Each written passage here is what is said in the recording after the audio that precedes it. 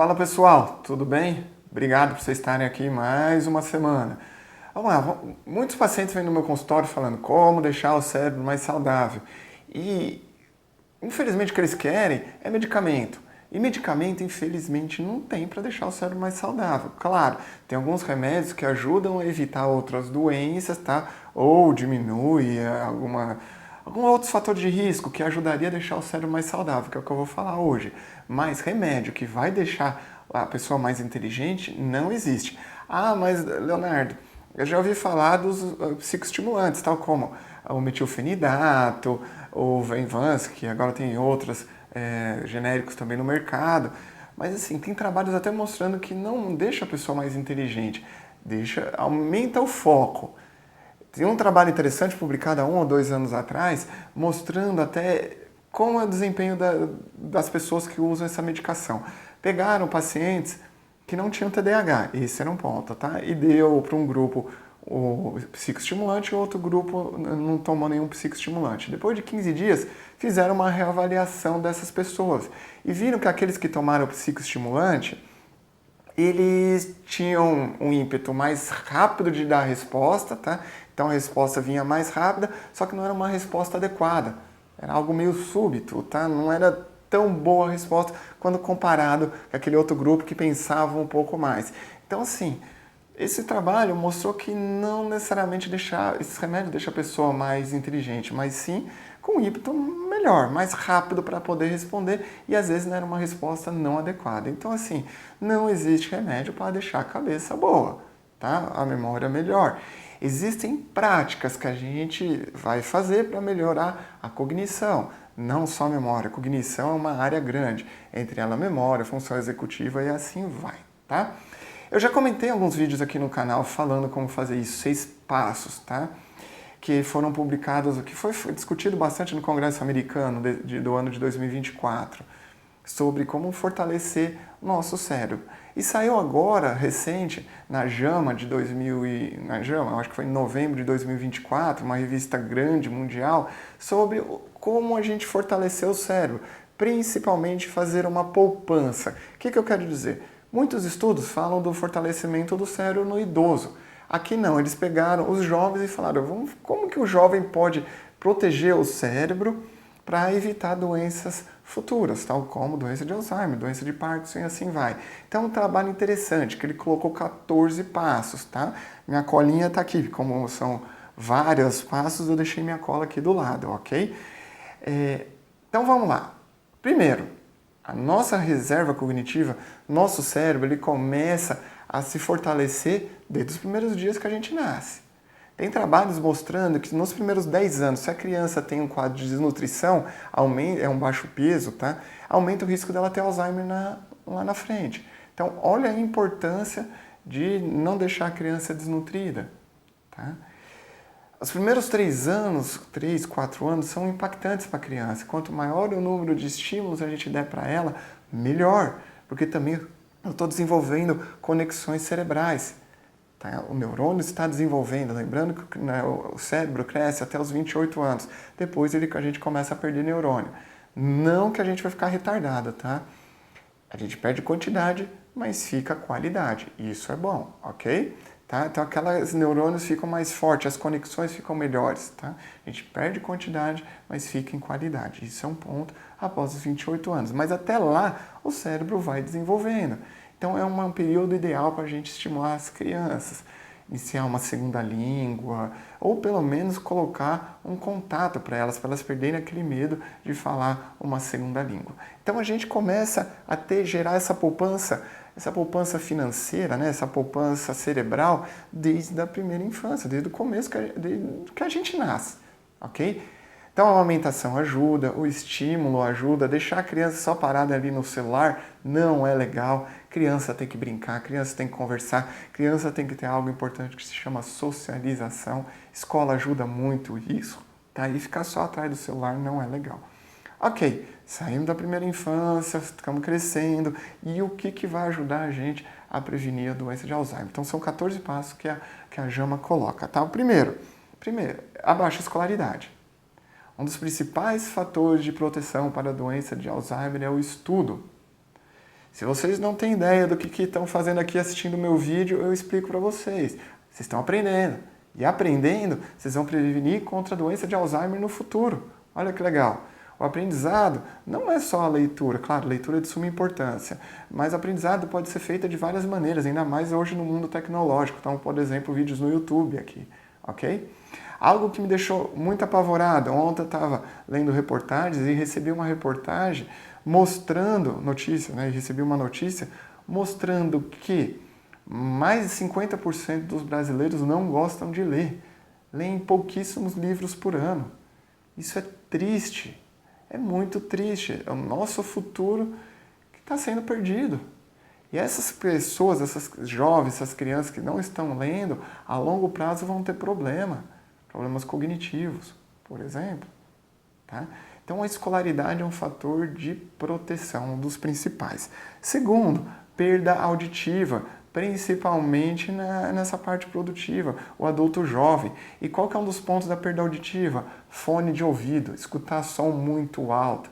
Então a gente vê muito adolescente que aqueles sons gigantes, aqueles alto-falantes gigantes no ouvido, né? Fone de ouvido, alto-falante não, perdão. Fone de ouvido gigante com barulho muito alto.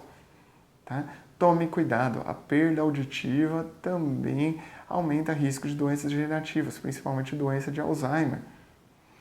A gente sabe que no idoso a perda auditiva, além de aumentar a doença de Alzheimer, aumenta o risco de depressão. Por quê? Se o idoso não escuta, ele vai ficar mais isolado, ele não vai querer ficar perto das pessoas.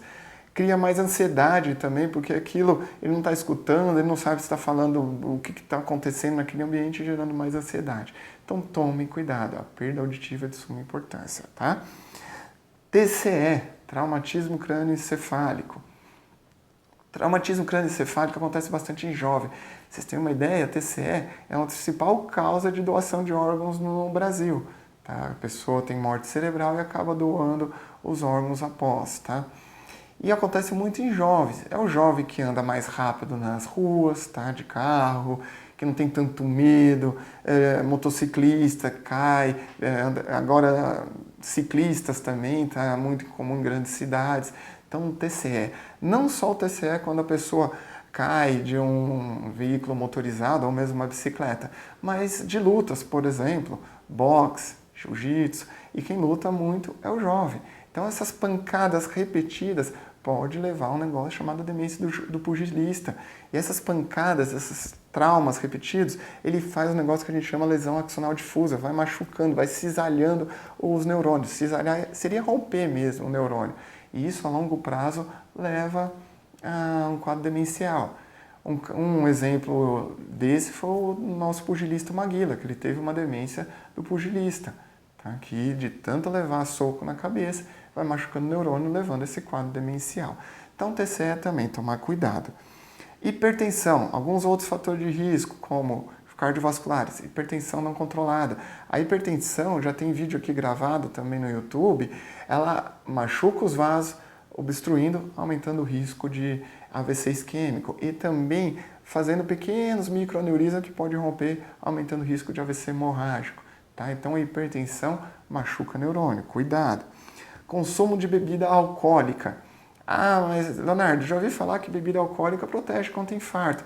Tem trabalhos que mostrando que uma dose sim, mas uma dose por dia, mas aumenta o risco de AVC. Tá? Então hoje a Academia Americana de Cardiologia e de Neurologia não recomenda tomar mais bebida alcoólica todo dia. Cuidado, mesmo que seja uma dose, aumenta o risco de AVC. Cuidado com isso. Obesidade, tá? Obesidade, pra vocês terem uma ideia, o Brasil é um país tropical. Hoje nós temos o maior número de obesos do que pessoas passando fome, na linha claro, não estou minimizando, tem muita gente, infelizmente, passando fome ainda no Brasil, mas o número de obesos está bem maior do que o número de pessoas que passam fome no Brasil. Isso que nós somos um país tropical, tá? Praias, as pessoas andam com roupas menores, sei lá, quando comparado com países temperados, que tem mais frio, tá? Então, de novo, nós estamos criando uma sociedade obesa por causa de alimentos não adequados, que a gente vai falar daqui a pouco, tá? Tabagismo, cigarro. Cigarro aumenta o risco de 1,8 vezes a chance de ter Alzheimer. Tomem cuidado. Além de outras doenças, como câncer de língua, câncer de pulmão e assim vai. Cigarro não é legal. Quem fica feliz é quem vende o cigarro. A pessoa que está fumando está se matando aos poucos, está cavando sua cova.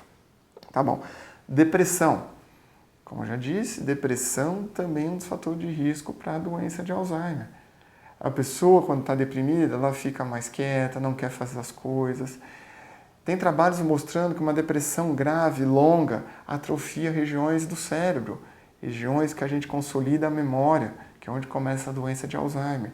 Então, há necessidade de tratar a depressão. Depressão a longo prazo é perigoso. Isolamento social. Socialização é um dos principais fatores de longevidade, de proteger o cérebro contra a doença de Alzheimer. Tem até um trabalho bonito de Harvard, que eles estudaram vários idosos e viram que um dos principais fatores de proteção para a doença de Alzheimer, além da escolaridade, é a socialização. Ela por si só já ajuda muito a proteger o neurônio. Então, temos que conversar, temos que sair de casa.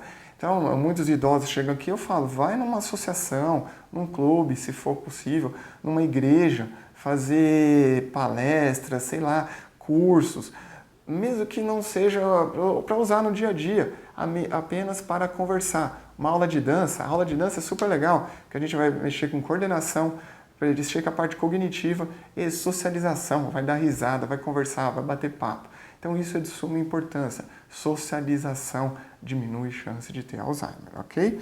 Sedentarismo, tá? Então, atividade física, eu já cansei de falar aqui no meu canal que a atividade física é de suma importância para proteger o neurônio. Ele deixa o neurônio mais firme, a conexão mais forte, diminuindo a taxa de morte neuronal. Então, atividade física é de suma importância. Diabetes mellitus. A diabetes também é uma doença que machuca o neurônio, machuca os vasos, vai matar o neurônio em tudo que é canto, tanto no cérebro quanto na periferia. Então, tem que cuidar da diabetes. Outro, poluição do ar é perigoso. Tem trabalhos, tem reportagens mostrando que a poluição, por exemplo, em São Paulo, na capital, é uma das piores do mundo. Então, isso também acaba matando o neurônio. Tá? Isso piora a nossa poupança cerebral a longo prazo. Então, poluição. Se tiver oportunidade de ir para cidades menores, muito melhor. Então, por exemplo, Bauru, convido vocês para conhecerem. A cidade sem limites, uma baita de uma cidade. Poluição do ar muito menor quando comparado com grandes cidades como São Paulo. Perda visual também é de suma importância. Se a pessoa não enxerga, ela não consegue ler, ela não consegue ter um contato com outras pessoas, às vezes ela acaba ficando isolada. Então a gente tem trabalhos mostrando que se corrige, por exemplo, catarata no idoso, melhora a qualidade de vida, além de diminuir quedas, ele melhora também a parte cognitiva, porque ele vai conseguir ler, vai conseguir se deslocar mais facilmente. Então a perda visual é de suma importância. E o último, depois o 14º, é o colesterol alto, tá? Que também é um outro fator de risco. Então o colesterol também acaba aumentando o risco de lesão neuronal. Então, como eu disse, não são medicamentos que vão ajudar o cérebro a ficar mais saudável. São mudanças de qualidade de vida. São 14 itens que mostram como deixar o cérebro mais saudável. Tá? Como eu fazer uma poupança a longo prazo. E isso não começa depois dos 60 anos, começa na infância. Tá? Na infância, lá desde o começo, quando nós não temos tanta autonomia, é o pai que vai ajudar, mas o pai estimulando a criança na primeira infância, depois na adolescência e prevenindo esses outros 14 itens, eu vou ter um cérebro mais saudável na minha velhice, ok? Espero ter ajudado. Desculpa não ter fórmula milagrosa, mas assim, até então não tem nenhum remédio. O que ajuda são mudanças mesmo. Um abraço e vejo vocês semana que vem.